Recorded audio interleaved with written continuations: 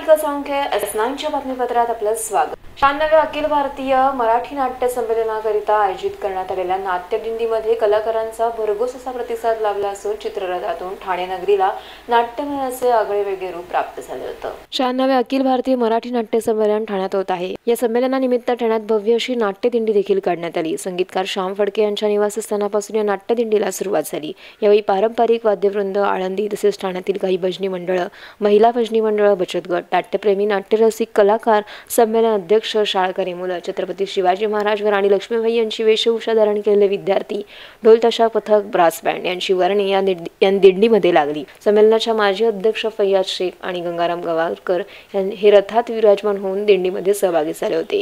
या संमेलनात मराठी सिने कलाकार, अभिनेते, टॅग समिती यांनी ढोल ताशा पथकातील ध्वज उंचावण्याचा आनंद घेतला। ढोल ताशा पथक, पारंपरिक वाद्यवृंद, आदिवासी नृत्य, त्यातच मराठी कलाकारांचा सहभागाने नाट्यदिंडी अगदी भरून गेली होती। तर नामवंत नाटकांचा चित्ररथ देखील यामध्ये समाविष्ट करण्यात आला होता। शाळकरी मुलं व कलाकारांनी या चित्ररथाचं नेतृत्व अतिशय सुंदर पद्धतीने केलं। अभिनय कट्टा, विविध संस्था यांनी चित्ररथातून सामाजिक तसेच विविध संदेशही दिले। ठाणेकर रसिकांचा भरघोस असा प्रतिसाद लाभल्याने ठाणे नगरीला नाट्यमय असे रूप या दिंडीतून प्राप्त झाले होते। तर नाट्यदिंडीचे गजानन महाराज चौक येथे औक्षण करीत मोठ्या उत्साहाने स्वागत करण्यात आलं। Sarika Salunkhe, S9 news, Thane. नाट्य संमेलनाचा उद्घाटन सोहळा शिवसेना प्रमुख उद्धव ठाकरे यांच्या हस्ते करण्यात आला। त्या संमेलना अध्यक्षपदाची धुरा माजी अध्यक्ष फैयाज शेख यांनी अध्यक्ष गंगाराम गवाणकर यांच्याकडे कार्यक्रमादरम्यान सोपवली। 96व्या अखिल भारतीय मराठी नाट्य संमेलनाचा उद्घाटन सोहळा दादोजी कोंडदेव स्टेडियममध्ये आयोजित करण्यात आला होता। यावेळी भव्य असा मंच या ठिकाणी उभारण्यात आला असून मंचावर नाट्य संमेलनाचे सर्व पदाधिकारी, अध्यक्ष, उद्घाटक, प्रमुख अतिथी यांची उपस्थिती लाभली। या मुख्य सोहळ्यामध्ये काही अंकांचंही प्रकाशन करण्यात आलं। तसेच मंचावर शिवसेना प्रमुख उद्धव ठाकरे, पालकमंत्री एकनाथ शिंदे, जिल्हाधिकारी अश्विनी जोशी, आयुक्त संजीव जयस्वाल, राजन विचारे, महापौर संजय मोरे, आमदार प्रताप सरनाईक, नाट्य संमेलनाच्या माजी अध्यक्ष फैयाज शेख, मोहन जोशी, दिवाकर रावते, खासदार अनिल देसाई, खासदार श्रीकांत शिंदे इत्यादी मान्यवर उपस्थित होते।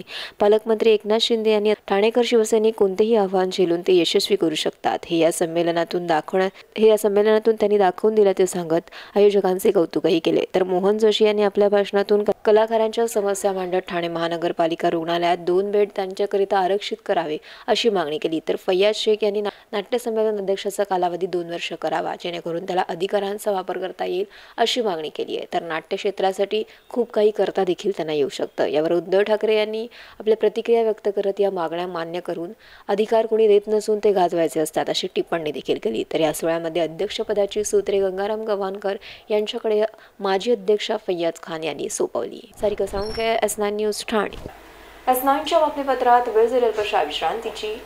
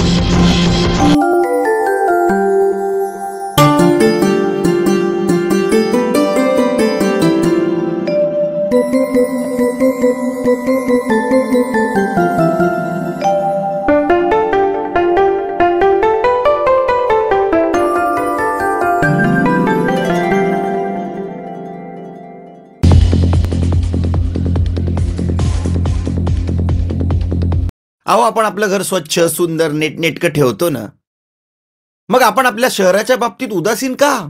आपलं शहर स्वच्छ, सुंदर आणि नीटनेटकं ठेवणं ही आपली जबाबदारी आहे, हो ना? मग उचला फोन आणि विना परवाना होर्डिंग्स, बॅनर्स कुठे दिसले तर 1800-222-108 या टोल फ्री क्रमांकावर कळवा किंवा 750-6946-155 या भ्रमणध्वनीद्वारे आपली तक्रार नोंदवा किंवा महापालिकेने तयार केलेल्या स्टार ग्रेड ॲप्लिकेशनद्वारे आपली तक्रार नोंदवा. त्याची दखल त्वरित घेतली जाईल.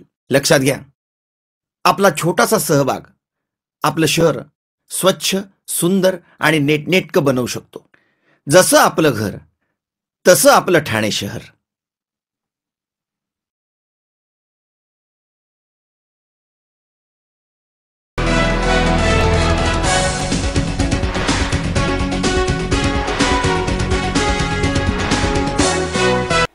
S9च्या बातमीपत्रात आपलं स्वागत. वैश्य सहकारी बँक लिमिटेड मुंबईच्या वतीने ठाण्यातील शाखेकरिता ATM मशीनचा उद्घाटन सोहळा करण्यात आला आहे. वैश्य सहकारी बँक मुंबईच्या डोंबिवली, परळ, ठाणे, दिंडोशी, गोरेगाव, गिरगाव या ठिकाणी शाखा आहे. ठाण्यातील शाखेतील ग्राहकांसाठी ATM मशीनचा उपक्रम या ठिकाणी राबवण्यात आला आहे. तर या उपक्रमाचा उद्घाटन सोहळा आज पार पडला. या उद्घाटन सोहळ्यास अध्यक्ष दशरथ बाबू रेड्डी, जयवंत रघुनाथ पाथरे, उपाध्यक्ष जयंत गांगण, माजी अध्यक्ष संतोष कामेरकर इत्यादी मान्यवर उपस्थित होते. तर या बँकेचे 1.5 लाखाहून अधिक गुंतवणूकदार असून 70,000हून अधिक कर्जदार आहेत. आधुनिक काळात तंत्रज्ञानाने फार विकसित होत असून बँकांकरिता विविध स्पर्धा सुरू झाल्या. तर या स्पर्धेमध्ये टिकून राहण्याकरिता ग्राहकांना सेवा पुरवणे देखील तितकंच महत्त्वाचं आहे. त्यानुसार बँकेच्या वतीने ATMची सुविधा या ग्राहकांना देण्यात आली आहे. यावेळी ग्राहकांनी व बँकेच्या संचालकांनी आपल्या प्रतिक्रिया व्यक्त केल्या. ATMची आपल्या वैश्य बँकेची, ठाणे वैश्य बँकेची, आणि इथे व्यवस्थित सगळे जे सहकारी आहेत ते चांगले आम्हाला प्रोत्साहन देतात सगळ्या गोष्टींबद्दल. आणि ATM झाल्यामुळे आम्हाला इतर बँकेतून काही व्यवहार करायचे असतील ते आम्हाला करता येतील. इतर बँकेतून कॅश काढून इथे लगेच भरता येईल. स्वागत करून बँकेला पुढील वाटचालीकरिता शुभेच्छा दिल्या. तर ठाण्यानंतर दिंडोशी, गोरेगाव आणि गिरगाव येथे ATM सुविधा सुरू करण्याचा बँक प्रशासनाचा मानस आहे. या ATM मधून भारतातल्या कुठल्याही बँकेमधून अकाउंट असलं तरी ते कॅश विड्रॉल ची सुविधा इथे ते घेऊ शकतात. त्यामुळे भारत कुठेही जे ते गेले तरी इथला अकाउंट होल्डर त्यांच्या कुठल्याही ATM मधून पैसे काढून घेऊ शकेल आणि त्यांना ही सुविधा फार उपयोगी पडेल. आठवतं बँकेचे 5 वर्षापूर्वी बँकेची ह्या ब्रांचची आपण उद्घाटन केलं आणि तेव्हा ATM उघडायची खंत आमची होती ती आज पूर्ण झाली आहे. आणि 20 तारीखच होती ओपनिंगची आणि आज 20 तारीख आहे.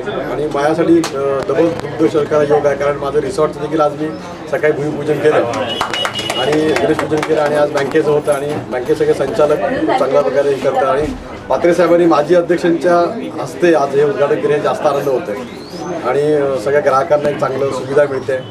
आणि आमचं सगळं संचालक मंडळ आणखी अशाच प्रकारे अजून ATM उघडायच्या दृष्टीने प्रयत्न चालू आहे. Sarika Salunkhe, S9 news, Thane. उघड्यावर टाकण्यात येणाऱ्या सुया त्याचबरोबर इंजेक्शनची योग्यरित्या विल्हेवाट लावण्याबाबत मुलुंड मनसेचे अध्यक्ष राजेंद्र देशमुख यांनी वैद्यकीय अधिकाऱ्यांना याबाबत निवेदन दिले आहे. मुलुंडमध्ये असणाऱ्या कामगार रुग्णालयात असंख्य रुग्ण कामगार उपचाराकरिता दररोज येत असतात. या रुग्णालयाच्या परिसरामध्ये रहिवासी असून क्वार्टर्स देखील आहेत. नागरिक, लहान मुले यांची सतत इथे ये जा असते. मात्र उपचारादरम्यान वापरण्यात येणाऱ्या सुया, इंजेक्शनची रुग्णालय प्रशासनाकडून योग्यरित्या विल्हेवाट लावली जात नाहीये. रुग्णालय परिसरात इतरत्र पडलेल्या सुया तसेच इंजेक्शनं आढळत आहेत. यातून लहान मुले तसेच रुग्ण नागरिक यांना इन्फेक्शन होण्याची मोठ्या प्रमाणात शक्यता आहे. त्यामुळे मुलुंडमधील मनसे वॉर्ड अध्यक्ष राजेंद्र देशमुख यांनी कामगार रुग्णालयातील प्रशासनाकडे या वापरण्यात येणाऱ्या सुया तसेच इंजेक्शनाची योग्यरित्या विल्हेवाट लावावी अशी मागणी एका निवेदनाद्वारे केली आहे. आज आम्ही कामगार हॉस्पिटलमध्ये आलो होतो.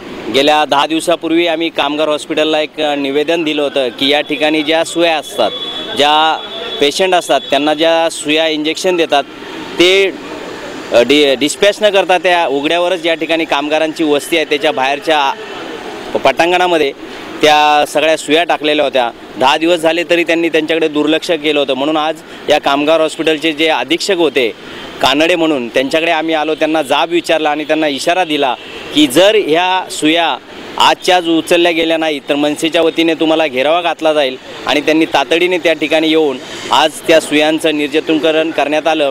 आज एवढा हा कामगार हॉस्पिटलचा परिसर मोठा असून सुद्धा या ठिकाणी स्वच्छतेच्या नावाने एकदम ठिंब आहे. आज भारत सरकार स्वच्छ अभियान राबवत असताना, आज भारत सरकारची ही इमारत असताना, भारत सरकारचं हे कामगार विमा हॉस्पिटल असताना या ठिकाणी एवढ्या अस्वच्छता आहे की खरोखर आम्हालाही बघून किळस आलेली आहे। तरी आम्ही त्यांना परत सांगितलं आहे, जर ही स्वच्छता या ठिकाणी राबवली गेली नाही तर मनसेच्या वतीने तुम्हाला आंदोलनाचा इशारा देण्यात येत आहे।